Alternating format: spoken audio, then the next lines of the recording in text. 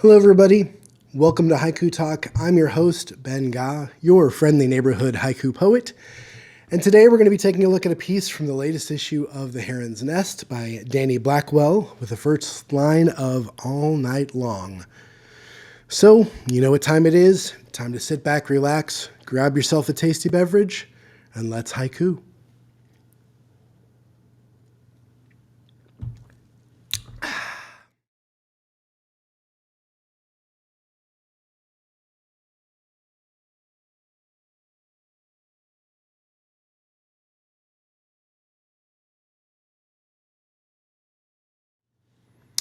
Welcome back, everybody. Thank you for tuning in to Haiku Talk. Happy 2024. And man, it's almost, that sounds like a fake number, doesn't it? 2024. But here we are, January, first of the year, episode 90. Thank you for tuning in. We're going to be taking a look at a piece from Danny Blackwell from the latest issue of The Heron's Nest. And let's just get right to the poem.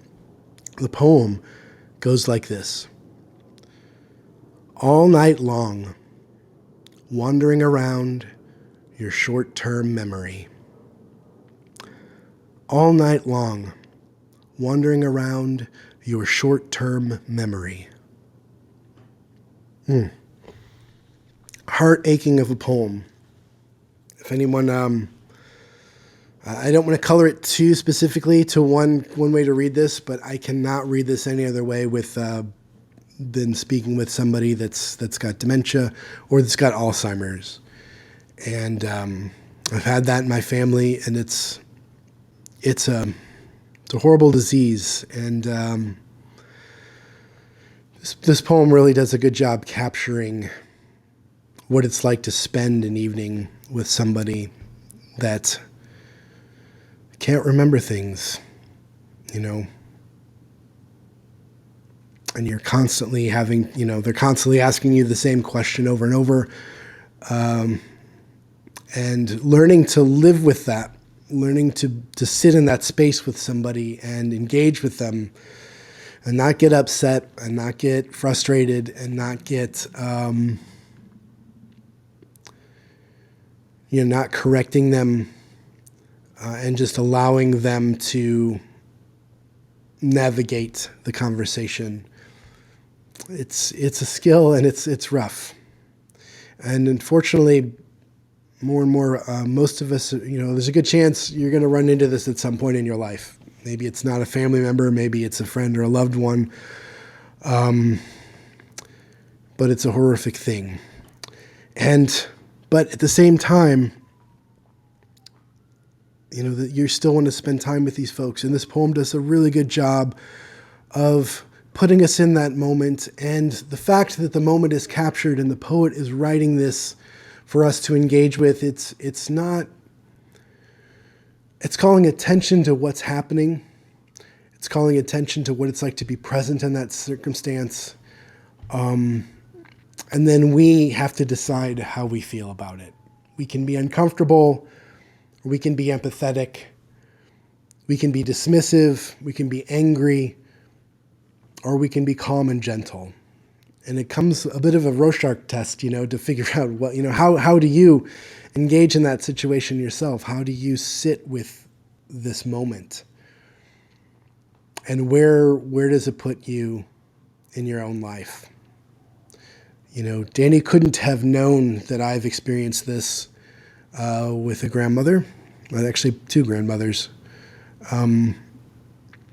He can't know the conversations that I've had in nursing homes. He can't know all the feelings that I've experienced when I sat in those moments and continue to sit in those moments. But he's written a poem in such a way that allows me to experience this in my own life, connecting to the people that these moments connect me to. And that is a great gift. And even though this poem is a little bit uncomfortable for me, because of the moment it brings up, it's not beautiful, it's not a moment of zen, it's not something like this. It is a real human moment. And I did say haiku in the beginning of this, and I think you can actually make a strong case this is actually a senryu because it's a human moment, but at the same time, it's part of the natural way the world works. It's part of the natural cycles of life.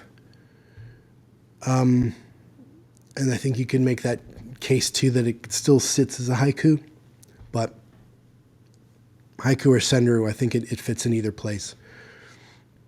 Either way, it's an amazing space that he's captured and allowed me to sit in. And so wanted to share that one with you guys. Now let's take a look line by line to show how it works. Now that first line is all night long, all night long. And you see that line and you're like, okay, we're going into a moment. We're going into a space and time. And that space and time is not short. You know, haiku often and senryu often are poems of a single moment, poems of a single breath. But they can also be about time. And in this case, the poem is very much about time. So we know all night long, we're putting at a point where we are sitting in a moment that has a whole evening has transpired before we get to this moment. So all night long, I've been here, essentially. So that's where my mind goes. All night long, this is whatever's happening. I've been in this space all night long. So it's the end. It's a point in a long pace of time that I'm making a realization of something. It's a good first line. I don't know where it's going. I don't know where I am, but I know that the duration of time is long. The second line is wandering around. Wandering around. Boy, so it's all night long I'm wandering around. Again, more vagueness, right? More vagueness to where I am. But I know that it's a long period of time, and I don't know where I am. I'm wandering. Now, since I don't know what's coming in line 3 yet, I don't have context for this. This could be an exciting thing, wandering around. I like to get in my car and drive around and explore and you know, see where roads take you sometimes. And so at this point, it could be an exciting thing. It could be, I don't know. I'm still looking for that context point of this, but it's building. I know there's a time period and there's this sense of, I don't know where I am. All right. And that's me, the reader at this point. And so that's what's beautiful about the first structure of these first two lines is they give me this long period of time. And then it mentions it's wandering around. So it's a long period of time and I'm confused. I don't know where I am. And so you get to that third line of your short-term memory. Oh, your short-term memory. Man, now we know we're in one place and we're talking with somebody that can't remember. And that time, that sense of wandering, that sense of not knowing where you are, that sense of, meandering, it's because of this person that you're engaged with and their short-term memory.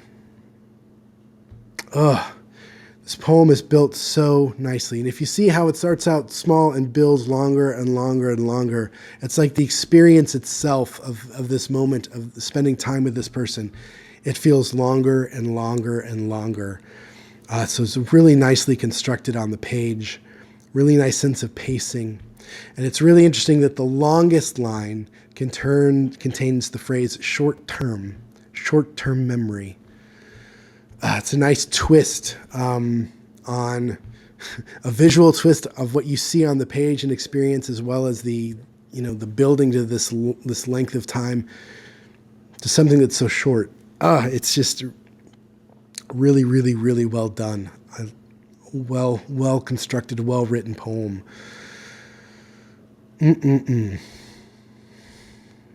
Tasty, tasty. And that does it for our first episode of 2024. Thank you for tuning in. Thank you so much, everybody, for tuning in.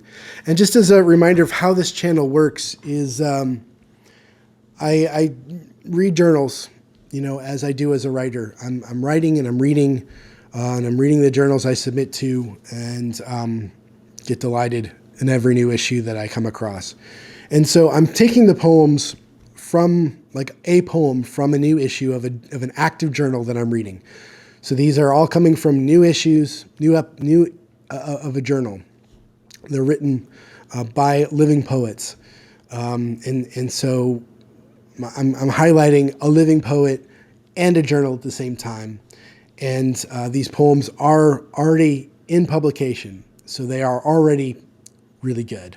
And I say this because this is not a channel where people can submit poems to me, and then I'm going to pick from a submission pool and then talk about a poem. Like, it's not a journal in and of itself that way.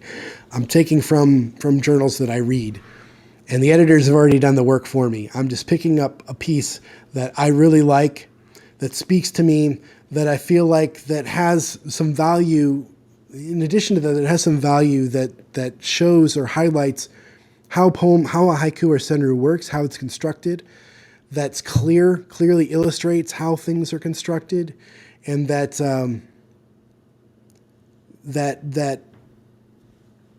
resonate, they really resonate with me. These are poems that if it's in a print journal, I've underlined and put comments on, in the journal. They're poems that stay with me after I've done reading the whole journal. So this is one that, obviously, for personal reasons, really hits home for me. But hopefully you can also see that not only is it got a good weighty moment that it's hitting home with, but it's also constructed in a really cool way, where the way that the lines build on one another until you get to that third line for the context. And not only is it building from, it's building its story, but it's also visually building and stretching itself out on the page this way too. So there's a lot going on to these things, and I really enjoyed this one, and hopefully you did too, for a lot of reasons.